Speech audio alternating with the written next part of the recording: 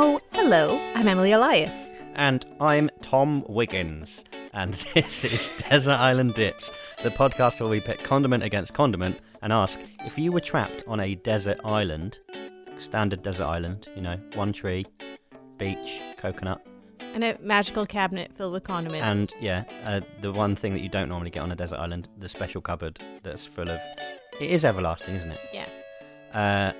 Which 5 dips would you take with you and keep in that cupboard? Good explanation, Tom.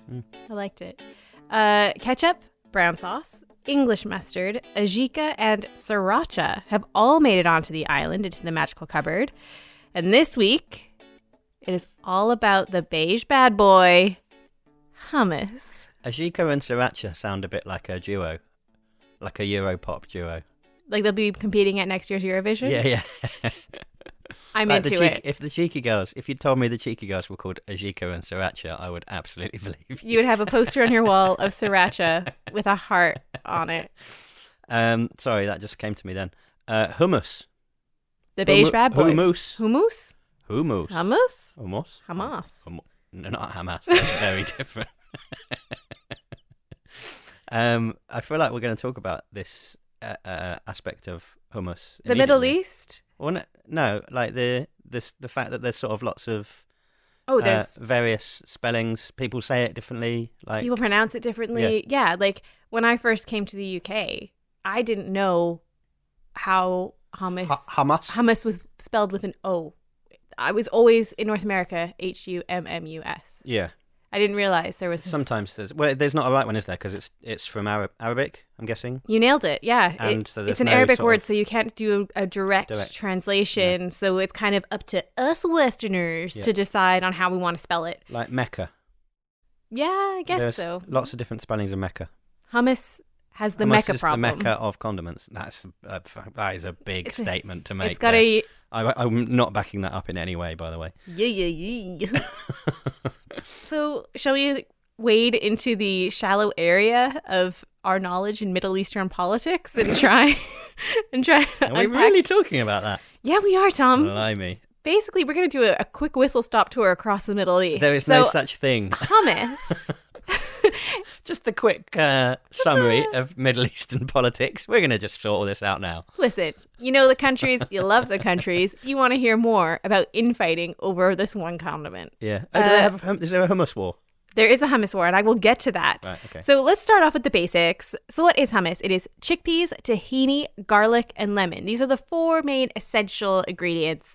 And tahini is classed as a condiment on its own. Yeah, okay. Yeah. It's a sesame condiment. Yeah. Maybe I'll do another episode about tahini because I quite like it. It's very nice on a salad. Have you ever put a little drizzle of that on? We've never had an episode where another condiment has made up the ingredients of the condiment we're talking about. This is groundbreaking. It's like condiment inception. Yeah. So for centuries, chickpeas have been around. Yeah, hanging out. Yeah, they date back to being one of the earliest legumes ever cultivated more than 10,000 years ago in Turkey. Mm-hmm. So, chickpeas, you're old. I get it. Well done. Yeah. Tahini, it is a vital ingredient. It comes from a 13th century Arabic cookbook. Okay. So it's been knocking about forever. Lemons, yonks. Yeah. Garlic, sure. Old. But it's full of old stuff, basically, hummus. But when did they come together? Yeah. And who is responsible for this? Well, the BBC has a very great article about it. Okay. So one claim is that it's a Jewish food. Mm-hmm. Basically, it makes an appearance in the Bible. Mm-hmm. So in the book of Ruth, the 3rd part, the final section of the Hebrew Bible, it says, "Come hither and eat of the bread and dip thy morsel in the hummus." Hummus. Okay. So hummus does kind of sound like hummus. Sounds very similar, yeah. And there's a good reason to believe that it may be, but in modern Hebrew, hummus actually means vinegar. Oh. So... Did not see that twist coming. Yeah, and of course you wouldn't, dip your bread in vinegar. So it would be an odd expression that would be of hospitality. So, that's where it's kind of, uncertain. Could it be, dip your bread in this lovely hummus or dip your bread in vinegar? No one knows. But hey, the Bible, mega old. Yeah. Bible and one. I'll be honest, and I hope I'm not, spoiling anything for anyone here. I don't think everything in the Bible is 100% accurate. Do you know what I mean? Oh, I know what you mean. I hope I haven't offended anyone there. You think maybe some liberties were taken with the hummus. Well, yeah, that's all I mean is the hummus. Everything else I believe to be the completely accurate, but it's the hummus mentioned in there that I'm not sure about. Well, this guy, so then there's this guy named Oren Rosenfeld, and he wrote and directed a film called Hummus, the movie. And he says the origins come from northern India or Nepal. Mm-hmm. And then there's this gal named Lyra Givon, and she is the author of Beyond Hummus and Falafel, Social and Political Aspects of Palestinian Food in Israel. Blimey. And she says, I think it's stupid that we have this debate and it's not worth anybody's attention. What? It's worth our attention. Thanks. What's her name? Lenora Givon. I'm going to tweet her. Well... Stop telling us what we can and can't do an episode on. Exactly. Especially when there was a legendary Houmous War. Exactly. It's not worth anyone's time. I think you'll find some people have thought it very much was worth their time. Are you familiar with this war, this conflict? Do you know what? I feel like I've heard it mentioned before, but I couldn't tell you anything about it. So it began in 2008. Lebanon accused Israel of cashing in on what they believe to be Lebanon's legacy to the culinary smorgasbord. Oh, mate, do you know what? I think I've seen a TV program about this. Yeah, so in 2010, things got a little weird when Lebanon and Israel decided they were going to settle this once and for all, and they would compete over who could make the world's largest hummus dish. Because that is how you traditionally settle anything. Who can make the biggest one? Hey, not bullets, hummus. Yeah, that's better than that, definitely. But... So, yeah, Israel's we got this in the bag, and they made a 9,000-pound hummus dish.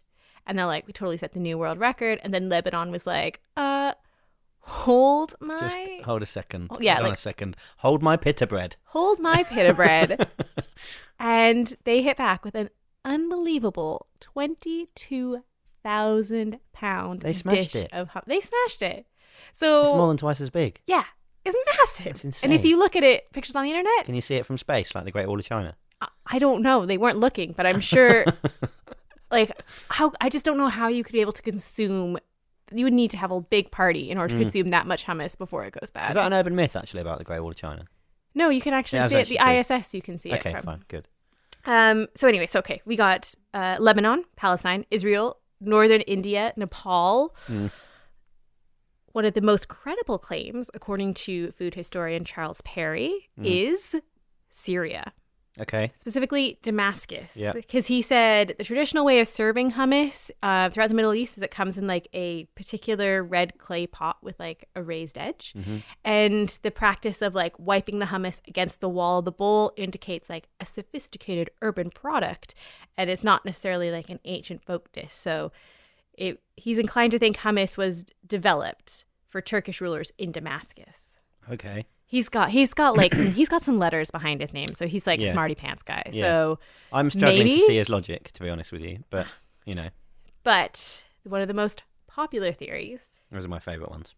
Hummus is neither biblical or Lebanese or Syrian, but Egyptian. Okay. So cookbooks from the 13th century in Cairo describe a dish that is made out of cold pureed chickpeas, vinegar, pickled lemon, herbs, and spices. Sounds like hummus to me. Does sound like hummus to me. So... From how long? When was that, the book? That 13th? Would be, 13th century. So around the time that, tahini was being documented in Arab cookbooks, you also had, hummus, so something to do with it. It feels like it should be older than that, though, doesn't it? Oh, I mean, I'm by no means the arbiter of everything historical. No, I know. But that was the best I could find. Yeah. No, but I mean, I'm not saying it's not correct, but... But I think it's interesting how all these different cultures within the Middle East want to claim it for their own because it's delicious. Because it's so popular. And it is a very popular food. Do you know how popular it is? What yardstick are we using? How popular it is in the UK? 10 chickpeas out of 10. 10 out of 10? No. I probably about an 8. It's very middle class. Very popular with the middle classes, isn't it? Mm-hmm. Have I made this up, or I'm sure someone overheard there's that Overheard in Waitrose Yeah. Twitter account. Was it on there maybe? Like a small child like having a tantrum because their mum wouldn't let them get organic hummus or something like that. That sort of sums up hummus to me. That pretty much is bang on. Yeah. So the bread giant Warburtons, you may have heard them from making bread. Bread giant. Yeah. They are carrying out a survey of 2,000 UK residents of their top sandwich fillings over the past 5 decades. This is something that they continually do and update. A sandwich filling? Yeah. Okay, carry on. So in the Not sure where 70s, this is the number one sandwich filling, ham and salad. Okay. I was Or gonna ham say salad. Cheese or something, cheese and ham or something like that. Yeah. The 80s, it was chicken salad. Okay. The 90s, it was the BLT. Okay. The It feels very 90s. Yeah, it does, doesn't it? I feel like that's why I have That's why I've got such a connection to it. Yeah, because it was my side. It was that's what I grew up with. It was the popular sandwich of my That's your childhood. Yeah. The 2000s, that whole, what do we call them, the naughties? I say naughties, although I don't say it out loud. I write it down sometimes, and it quite often gets edited out by whoever's editing whatever I've written. I respect their decisions to edit that out because the 00s, smoked salmon and cream cheese. Never in my life have I had one of those sandwiches ever. It tells you what's. Yeah, I mean there were some really dodgy decisions made in that decade, and that is just one of them. Yeah, and the financial market crash. And the 10s that we are currently in right now. Probably something a bit spicier. Hummus and falafel. I should have guessed that. Is the favorite sandwich filling. Britain is actually the hummus capital of Europe. Blimey. And whilst we don't necessarily know how to spell it, with an O or a U or whatever, we are eating 12,000 tons of it each year. I just get a sense that what we call hummus is probably quite different to what it is in those countries that claim its origin. Or not different, but I bet it tastes much better. What we're eating or what they're eating? No, what they're eating. Oh, yeah. I bet if they came here and were like, your hummus what is this slop that you are passing rubbish. off as hummus? Yeah. Yeah, agreed. But it's hummus, I feel like, isn't just a condiment to put on a sandwich with falafel. It is a way of life. The same way you get olive oil enthusiasts and Italians who are just so fervently passionate for how olive oil is produced. You've obviously never talked to an Italian olive oil farmer like I have. No, I agree with that bit of it. I was about to say I just never even really considered hummus as a sandwich filling. Really? Yeah. It's my go-to sandwich but choice with other right stuff, now. Right? Yeah. So my go-to. So it's the condiment that you put in the sandwich with the other things. My go-to Pret order right now is the hummus and falafel pita wrap, vegan, and then this almond butter cookie. Oh my gosh, it's like having a religious experience. You have those separately though, right? You don't eat them. I don't eat them together. Yeah. I save it for dessert. I ate the cookie on a train next to John Lyons, and he was like, "Number one, that is the slowest I've ever seen you eat something." Number two. Why so slow? Because you're just... I'm savoring every moment of it because it's the best thing I've ever eaten. He's like, and number two, I'm pretty sure that you just pleasured yourself in a way I am not comfortable with on this train with that cookie. It's been a while since we talked about your imaginary balls, and that's the first time we've gone somewhere similar. And that's how I spent my honeymoon, ladies and gents. Eating a cookie from Pret on a train to Liverpool. Loved Liverpool. It's an absolutely brilliant city. I might be jumping the gun a bit here, but I don't really like hummus. Fair. I mean, to each his own. Lady Gaga loves it. She eats it every day. Okay. And this past March, Manchester had their first ever all-you-can-eat hummus festival. It was so popular, they're bringing it back next year. So... Was it like one of those stupid things they have in London all the time where it's like, come to our whatever festival and it's just a load of stalls in a yard and everyone pays 10 quid to go in? It was actually run at a university with a students' union to try and help do a outreach kind of project. But it was just overwhelmed with people. We were just so excited about hummus that it became this big, accidental big event. And I guess the students' union are going to try to do it again next year. My sister's in Sicily at the moment, and there's a couscous festival on where they're staying. That's so unusual. It's weird, isn't it? I don't think I would ever celebrate couscous the way I would want to celebrate hummus. You can do both. It's fine. But like, I feel like hummus is like, it's a sociable food in like you dip and you move everyone's around. sitting around, having a nice time, dipping in. like sampling the lovely hummuses from different areas. Whereas like a couscous doesn't really say sharing.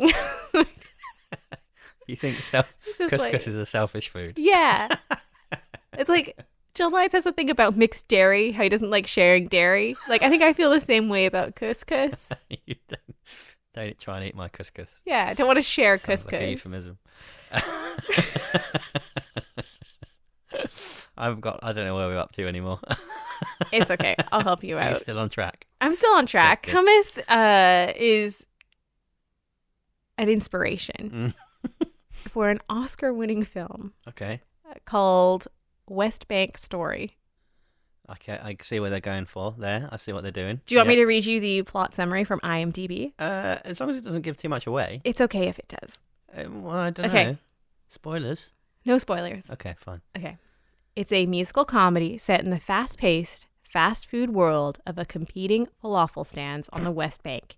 David, an Israeli soldier, fall in love with Fatima, a beautiful Palestinian cashier. Uh-oh. Despite the animosity between their families' dueling restaurants, Yeah. can the couple's love withstand a 58-year-old conflict and their family's desire to control the future of the chickpea in the Middle East? It's 21 minutes long. Now you said that, yeah. I mean, that makes more sense than it being like 2 hours long. And it won in the category of Best Live short- Action Short Film. Short film, yeah. I watched it. Okay.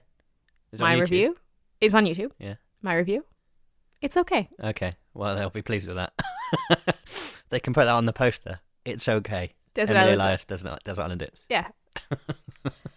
I mean, I'm not a film reviewer. Not a buff. I'm not an orateur. I'm not an Yeah. artiste. It was okay.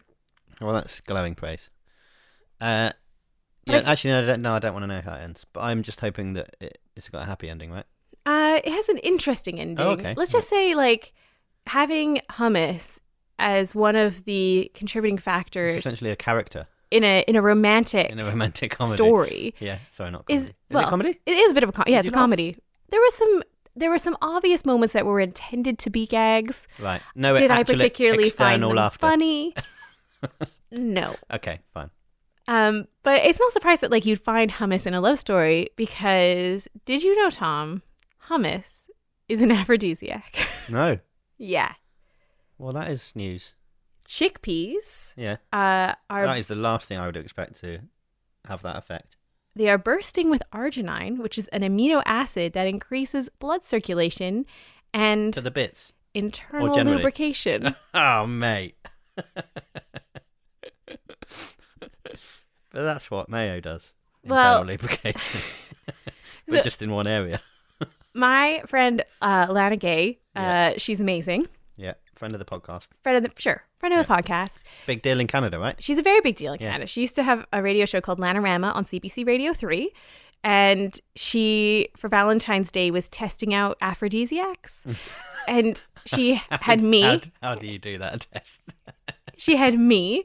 And That's this how you do that guy test. named, I think his name was Jorge. We had to sit next to each other in this radio studio. And in between, Yeah. like, song breaks, we would eat a different. Have I heard this story before? I don't know. They haven't. No, that's fair enough. Anyway, so in between like the song breaks, Yeah. we would eat an aphrodisiac and then we would look at each other and say whether or not we felt our level of attraction go up. Yeah. And I believe I was eating either hummus or some mustard seeds. And I said to him, and I meant it as a compliment. Yeah. I said that he looked. Meant it as a condiment. I said he's Just a word, starting yeah. to look to me like a chubby Paul Rudd. And I don't think he took that as a compliment. But I I've think forgotten if what Paul you, Rudd looks like. Hang on. if you No, carry on. I'm going to look I him think that if you like called somebody saying that, I think the problem is the use of the word chubby there.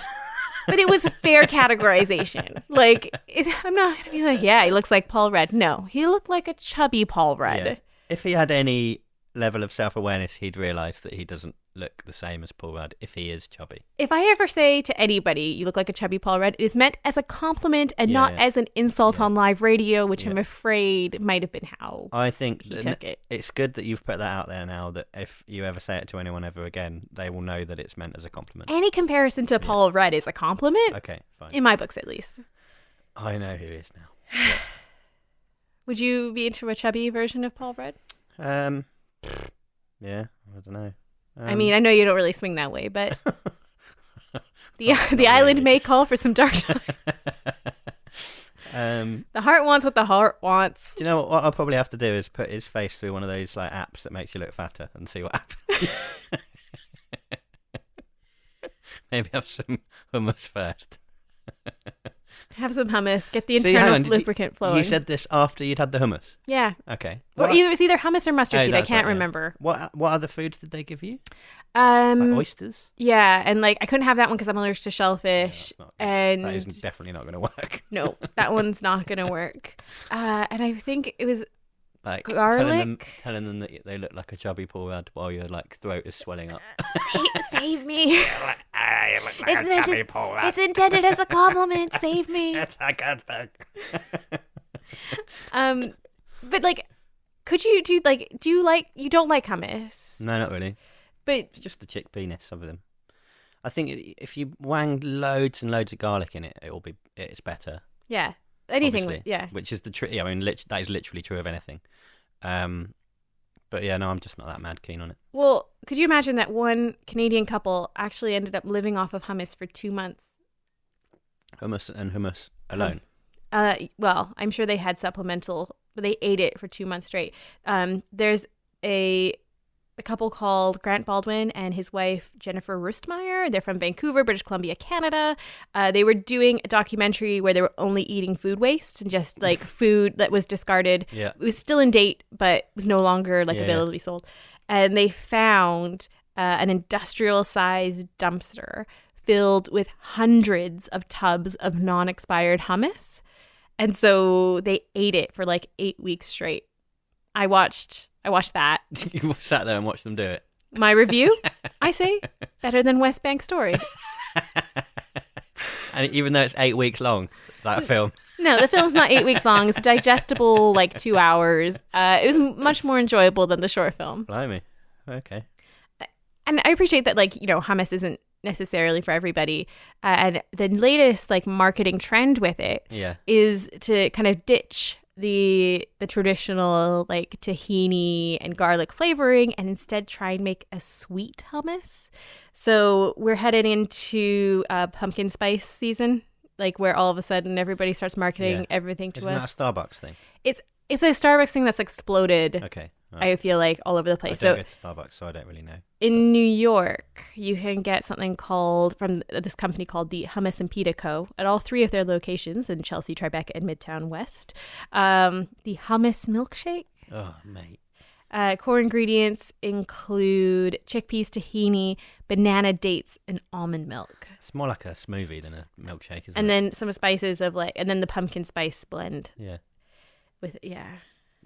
No. Not for me. And in London, there's a new company that's called Who? H-O-U. They've just decided to take the front of hummus to make it trendy. And they're launching sweet hummus flavors that include chocolate, mixed berries, and banoffee. So the basis is just still chickpeas, but the rest of it is essentially completely different. Yeah, so it's kind of the chickpea paste, the hummus texture, but then it's flavored with sugar. You want to try it? I'd willingly try it. I'd be keen to try it. I'd willingly try that. So what would you eat it with though? I think you just eat it with I don't know. Sugar. Like a donut? Would you put it on like a sweet bread? I feel like a donut is not really a dippable thing, is it? No, it would have to be. I don't know what you would would you eat it with a pita still? I don't know. No, probably not. You wouldn't eat it with carrots, or you wouldn't eat it. Not carrot sticks. Maybe crackers, non-offensive. It'd have to be like a biscuit or something, wouldn't it? Like a little like a rich tea. I don't know. Yeah, rich tea is good digestive for adding or something. stuff to because it's quite got no vessel, flavor to it. Yeah. So I was reading an article. It's in The Guardian. It's a partnership between these two guys named Harry and Jake. And this is pulled from The Guardian. So health is Harry Tyndall's main concern. He had a reckless youth, microwaving whole tubs of Ben & Jerry's and drinking them as smoothies. Mate. Now 30, he suffers from kidney stones and gout. Possibly as a consequence. I can see it. Yeah, I can see where the connection might occur. He had to reinvent his diet. No red meat, no red wine, and definitely no ice cream smoothies. No. And that's where the idea for Who came from. I mean, could he not just eat normal hummus instead of having to add chocolate to it?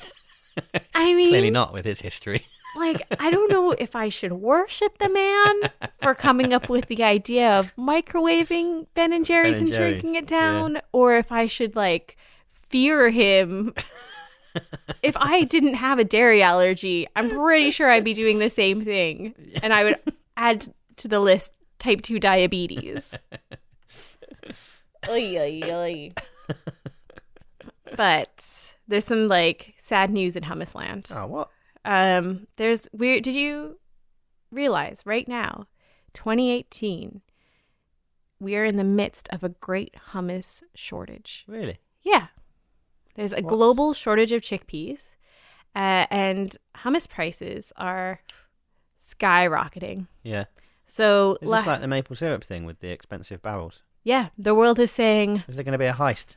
There's not going to be a heist because there's nobody who's like stockpiling chickpeas and running a controlled racket. How do you know? Maybe that's why the shortage is occurring. Well, last year, if you were going out to go buy your 10-ounce tub of hummus, I don't actually know how much 10 ounces is, but no, whatever. I have no idea. It would set you, let's say, like a regular tub of hummus.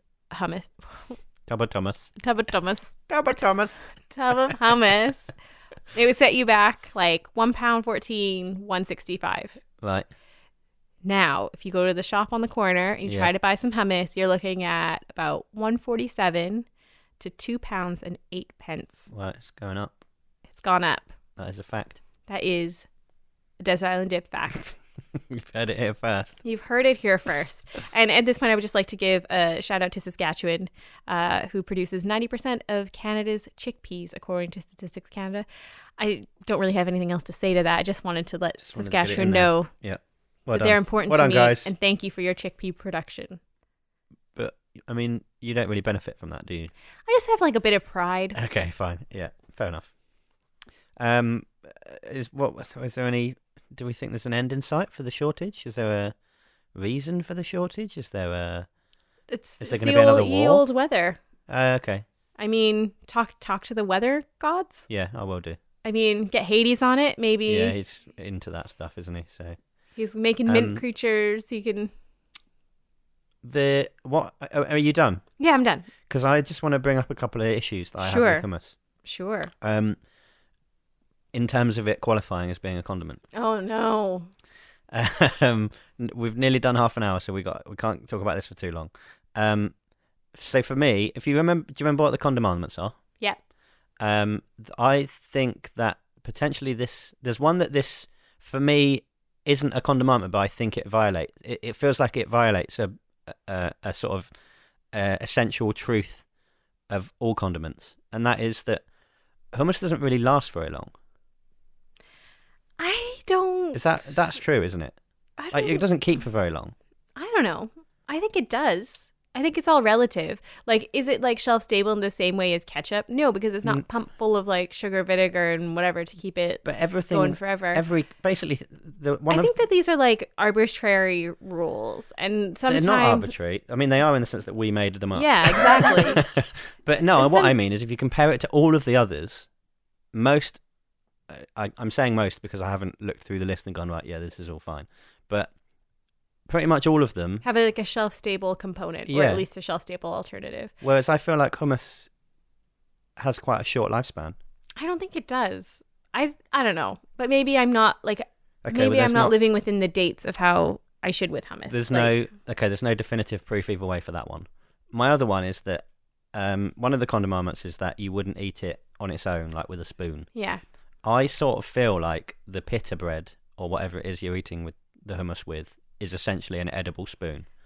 That is not what a spoon is. And Like, you go to the kitchen cabinet drawer and pull it out. Metal. A spoon is made of metal. A spoon is not something you can eat. Like, do I want to eat carrots? No. Exactly. Do I want to eat carrots That's sort with of hummus? proving my point. Yeah, because it tastes delicious. Like, You're using the carrot as a spoon. no. Yes, you are. I'm enhancing the flavor of the carrot. Like, I'm making the carrot taste nicer. Like, do I want to eat, like, who wants to just eat bread on its own when you could, like, dip it in delicious, like, it's an enhancer to the bread. I'm just pointing out something that I feel is worth pointing out. I will credit. I was discussing it with someone I know called Liz. And Hi, Liz. she brought this up and as a potential reason for it not to qualify. And I just feel like Liz had a good point. I don't know Liz, No. so I can't specifically address her concerns. But I think that, like, in this day and age, we are a global society. We are a big planet, and we need to, like, recognize that, like, what is a condiment to you may have different connotations to different parts in the world. And I think in different regions, it is absolutely a condiment. Is that not why we came up with the condiments? Yeah, but I'm saying, like, you have to be flexible. You can't live your life so rigid that you don't experience You have to be flexible. the beauty of hummus. The original 10 commandments, the ones that aren't about condiments. Bible 1. They're not flexible, are they? Yeah, but they also got smashed into the ground when I think that's probably the problem, isn't it? That they're not flexible. Yeah. So you're saying we need to be more flexible with the condiments? Yeah, let's have some fun. Right. Let's live it up. Spring break 2018 forever. Woo 25 episodes in and we're breaking the condiments. Or not, we're not breaking them, but we're bending them. It's a Rules spoon. were It's an made- edible spoon. It's like a spoon in the Matrix, and it's What? meant to be bent. Do you remember? Do they bend spoons in the Matrix? Doesn't that do something with like a Yuri or is it a Geller in the fork? Matrix? I don't know. I don't know. I haven't seen The Matrix since like 1995. Obviously not. Nobody has. But it Because was if you like, watched it now, you'd be like, man, this is dreadful. I don't know. I didn't say like Matrix Reloaded. I went original Matrix, and Yeah, it's he the best doesn't- one, but I mean, it's not saying a lot, is it? Do you remember like when The Matrix came out, and immediately afterwards you were like, "Oh my god, I can't wait to see this like second movie. It's gonna be amazing." And then like the crushing disappointment of the second film, you're like, "No, There's the good bit on you the like, ruined it." highway or freeway, whatever you call it. That bit's good. But I never saw the third one. And I did. there's not enough hummus in And it. I tried to repress it. I think Morpheus would have liked hummus. He was like, red pill, Blue pill, hummus. I'd have been like, mate, give me the hummus. Keanu's having the hummus. Yeah. I just wanted to bring up those. I would never, like, if... I wouldn't be if able to you- sit here and let you just go on without bringing up my reservations. If you walked into this flat and you saw me eating hummus with a spoon, I think it's time to call the Samaritans. Because something's gone wrong in my life. I don't think so. Yeah, I would never That's eat my hummus point. with a spoon. Ever. I think people do. Or if they don't, they want to. I don't think they do. And they only don't do it because of social norms. Is it going on the island? I would like to see it on the island. I would see it taking Sriracha's place. You'll never guess what I'm going to say. No. Shocking. No, it's a no for me, I'm afraid. Fair. I'm not going to put up a fight because I see realize... I know why you've chosen sriracha, because you think Ajika's supplying your spiciness, right? Yes. Yeah. If anything's to move from... Is sriracha the one that's in the it's most precarious it's position? teetering. Like, Blimey. if I could, I'm kind of thinking maybe, like, I've gotten to the end of my Bunsters Yeah. hot sauce. Have you? Yeah. I know. Only one of them, though, not all of them. Not one of them. Yeah, and 7 out of 10. Yeah. And I'm kind of thinking, like, an argument for Bunsters to replace Sriracha. No, not for me. We've already done that as well. I'm just saying. We can't revisit it. Or soy sauce. I feel like soy sauce is a big We've mistake done- to not be on the list. We've done that as well. We can't. This is my own personal list. I'm conceding Okay, that there's yeah, a group fine, okay. list, but my own personal one, I'm thinking, We don't have time for personal lists. We don't have time for anything anymore. And if you would like to listen to more of this witty banter and see what's going on in our non-recordable worlds, why don't you check out the internets where we live sometimes? Oh, okay, right, yeah. I wondered where you were going. What, you mean at Desert Island Dip on Twitter? Yes. And at Desert Island Dips on Instagram? Oh, yeah. And Desert Island Dips on Facebook? I think you've heard of it before. And desertislanddips@gmail.com on internet email? Yes, on the internet emails. It's known. If anybody can send me their favorite condiment GIFs, I would be great. GIFs? GIFs? Sorry, what? GIFs? No, GIFs. That guy that said it was GIFs is a moron. I don't care if he invented them. He's got it wrong. It's a GIF. Have you ever said that out loud before? I've stumbled into something. Yes, I say GIF. But surely whenever you've said it in the past... Is it Nutella or Nutella? It's Nutella. Is it Nutella or Nuttella? It's Nutella. Is it Nutella or Nuttella? Whenever you've said GIF in the past, surely that has been the reaction that you've had. No. No? Although... I think you get an easy ride because you're Canadian and people just go, that must be how they say it there. Can I say this? I've discovered a word that I can't say. Oh, this is going to be fun then. What is it? Juror. As in someone who's on a jury? Yeah. A juror. North Americans have problems with words like that, though, don't they? Like terror. They can't say terror. Terror. Terror. Terror. Exactly. Juror. Juror. Juror. Juror. It's basically stumbled across the whole, 30 Rock rural juror joke. I haven't seen. Juror. Have you ever been a juror? I reported for many years on CBC Radio as a court reporter. Yeah. And said the word juror quite a all lot. The time. Yeah. And nobody had a problem with it because all of the people listening can't say it either. I was immortalized on CBC Radio covering jury trials. But yeah, saying the word juror. Juror. I covered you'll hear me say it on stories about the Air India bombing. I say juror. And apparently I'm wrong. This is a massive revelation. I'm going to try and find a condiment that you can't say for one of the episodes. It might be quite hard, but never mind. Thank you very much for listening, everybody. We will be back in a couple of weeks' time with another episode. Please tell us what you think and leave us a review or not. Or what? Else. I have no repercussions. I can't say the word juror. In case anyone's unclear, by the way, Hummus is not on the island. Hummus is not on the island. Status quo remains. Remains? Yeah. Is that the right word? Well, next time we gotta. Endures? I don't know. Well, next time we gotta find. Endures. You can find say the that. Challenge. Right? You gotta find a real challenger. Can you say endures? Endures? Yeah, that's fine. Thanks very much, as I said already. I'm saying it again because I mean it twice. Do listen again. This has been Desert Island Dips. Goodbye. Bye.